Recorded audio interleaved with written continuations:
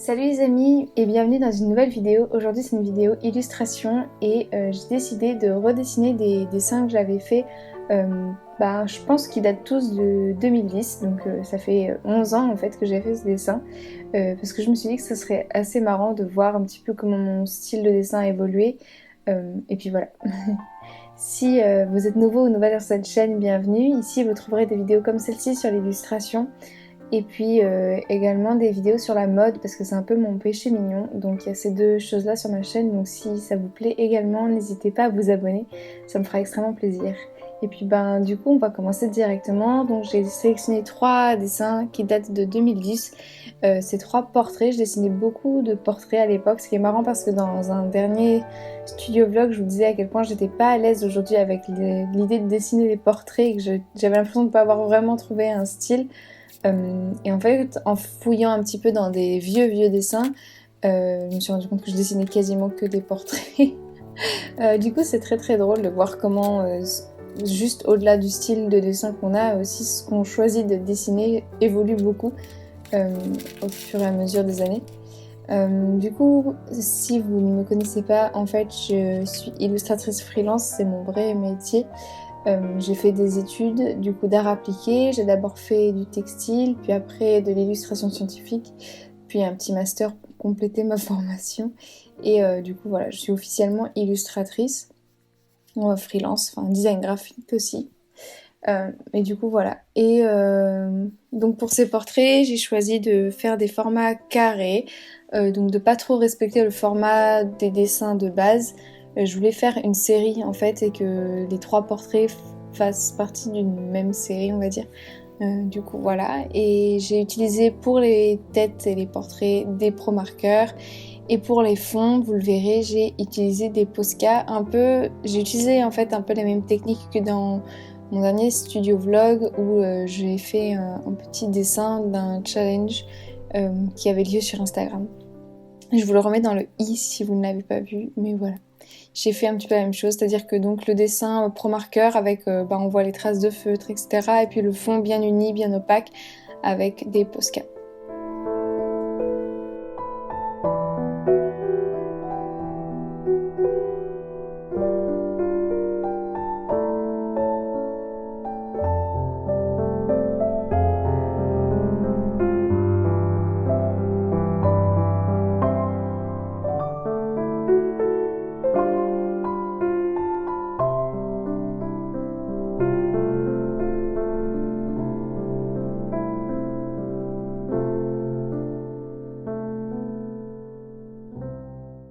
Donc, comme vous le voyez, déjà à l'époque, j'adorais dessiner des champignons.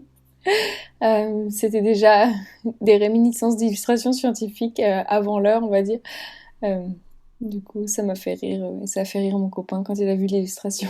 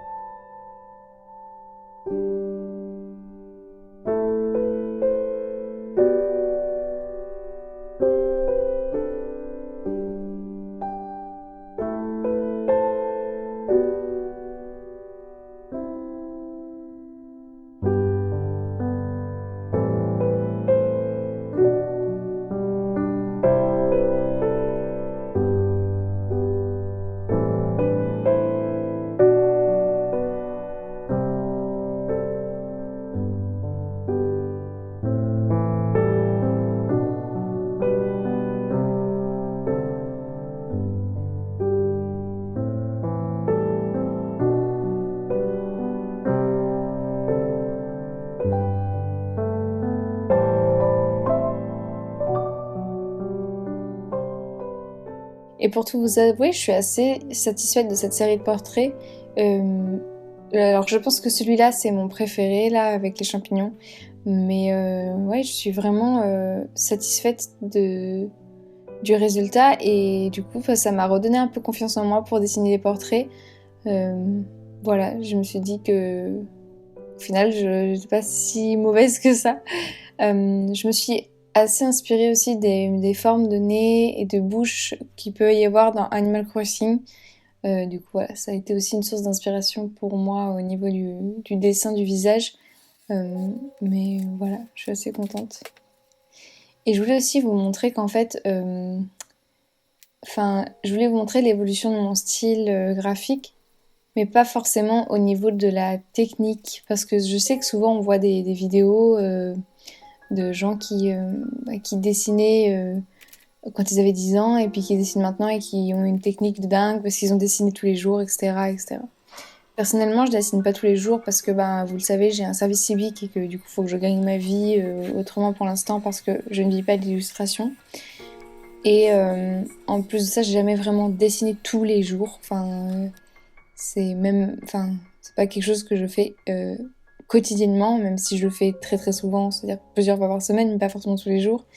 Et aussi, c'était pour vous montrer que on peut évoluer dans son style et progresser, même si ce qu'on dessine n'est pas hyper réaliste.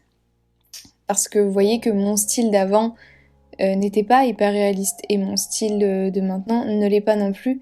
Et pourtant, ça a évolué et pourtant, c'est quand même de meilleure qualité maintenant que ça ne l'était il y a 11 ans, ce qui paraît logique vu que j'ai fait des études quand même là-dedans. Donc c'est aussi pour vous montrer ça parce que je trouve que souvent ce genre de vidéos, ça a tendance à être des vidéos d'illustration très réalistes, des portraits très réalistes, ce genre de choses. Et moi, c'est pas ma tasse de thé, tout simplement. C'est pas vraiment ce que j'aime dessiner, ça m'éclate vachement moins. Donc voilà. Après, je pourrais faire des choses réalistes, peut-être pas au niveau des portraits d'humains, parce que ça demande vraiment une technique particulière et je me suis jamais vraiment exercée à faire du portrait hyper réaliste de gens. Mais par contre, c'est vrai que pour des silhouettes d'animaux ou quoi, ou de l'anatomie, je suis capable d'en faire, même si c'est pas là où j'excelle le plus. C'est quelque chose que je pourrais faire, mais c'était pour vous montrer que on n'est pas obligé. Enfin, je sais pas, la technique n'est pas liée non plus à la manière dont on représente les choses en fait. Voilà. Par exemple, Picasso, vous voyez que ces tableaux, il y a plein de gens qui disent ouais, un bébé pourrait le faire, gna gna gna. Le genre de remarques assez basiques qu'on peut entendre dessus. On sait très bien, si vous connaissez un peu, il y a des carnets de croquis qui sont exposés souvent lors des expositions sur lui ou quoi, qui montrent qu'il savait très très bien dessiner, mais que justement il s'affranchit de cette technique parce qu'il la maîtrise et que du coup il peut en faire quelque chose d'autre en fait. Voilà. Et c'est aussi pour vous montrer qu'on n'est pas obligé d'avoir une technique incroyable pour faire des choses qui nous plaisent ou des jolies choses tout simplement, et que voilà. Je sais pas si ce que je dis est très clair.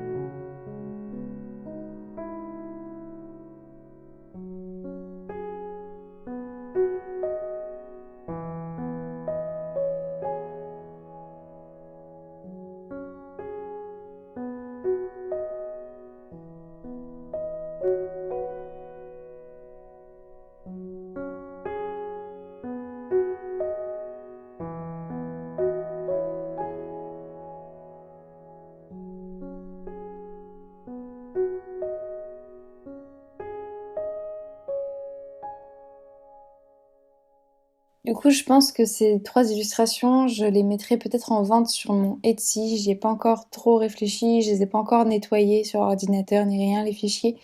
Je les ai scannés, je trouve que ça rend plutôt bien. Donc je les mettrai peut-être en vente sur Etsy parce que c'est vrai que ce que j'ai sur Etsy actuellement, c'est un petit peu plus illustration scientifique, on va dire. Enfin, c'est des plantes, des oiseaux, voilà, c'est des choses un petit peu moins mignonne, même si ça reste mignon et coloré et tout, parce que c'est mon style, mais voilà. C'est vrai que des petits portraits, ça peut être sympa aussi à acheter, donc je pense faire ça. Vous mettre ça sur Etsy, et dites-moi si ça vous intéresse ou pas d'ailleurs, en commentaire. Dites-moi si la vidéo vous plaît aussi, si ce genre de choses vous plaît. Je pourrais en refaire plusieurs parce que je dessine depuis un moment et j'en ai accumulé beaucoup des dessins d'enfance, enfin, que j'ai depuis longtemps. Donc je pourrais complètement en faire d'autres. Ça pourrait être une série.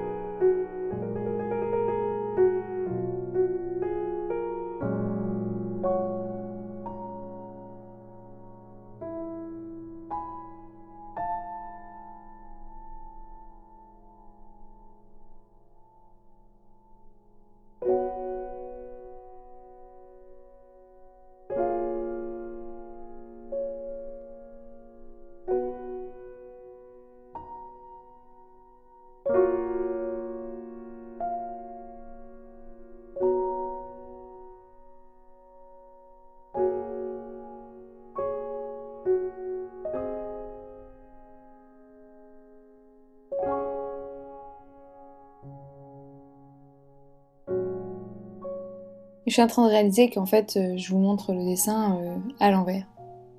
Voilà. Mais c'est aussi une technique, une petite astuce que je peux vous donner si vous avez, si vous vous posez des questions sur la symétrie de votre dessin, par exemple, ou si vous avez l'impression que quelque chose est un peu déformé, regardez-le dans un miroir ou à l'envers comme ça, et ça vous permettra de vous donner une idée si votre dessin est plutôt équilibré, on va dire, ou pas. Du coup, voilà, petit tips. Du coup, c'est plutôt pas mal pour moi de les voir à l'envers aussi. Ça me permet de voir s'il y a des endroits où c'était un peu moins bien géré que d'autres, etc.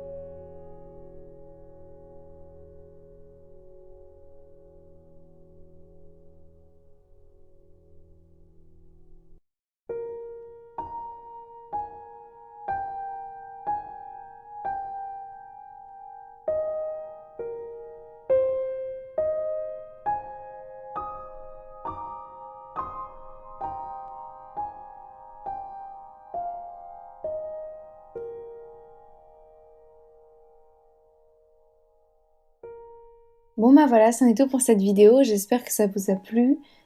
Si c'est le cas, n'hésitez pas à mettre un petit pouce en l'air, ou à commenter, ou à partager, ou à vous abonner si ce n'était pas encore fait. N'hésitez pas à me dire en commentaire quel était votre portrait préféré. Moi j'ai vraiment une préférence pour celui avec les champignons, mais n'hésitez pas à me dire quel était le vôtre.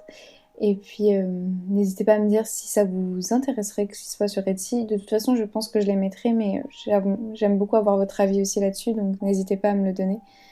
Et puis bah, je vous dis à très bientôt dans la prochaine vidéo. En attendant, prenez bien soin de vous. Et voilà, bye!